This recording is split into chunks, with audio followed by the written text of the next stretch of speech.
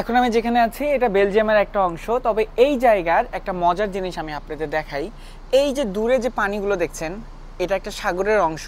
ঠিক পিছনে ওই যে যে দূরের জিনিসগুলো দেখা যাচ্ছে, এই যে লাইনটা যেখান থেকে এসেছে এই দিকেই আছে সাগরটা।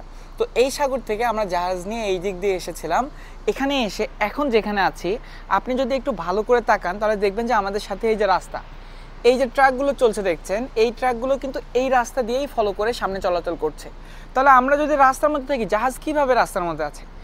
এই জায়গাটার ডিজাইনটা এরকমভাবে করা আছে, আমরা একটা এই যে মানুষজন থাকার যে জায়গা অথবা পোর্ট এরিয়া যেটা, এই জায়গা থেকে আমরা মানে লোকালয় থেকে এইদিকে যে সাগরের একটু অংশ আছে, আবার এটার পরে কিছু দূর যাওয়ার পর ওই দিকে আবার সাগরের কিছু অংশ আছে।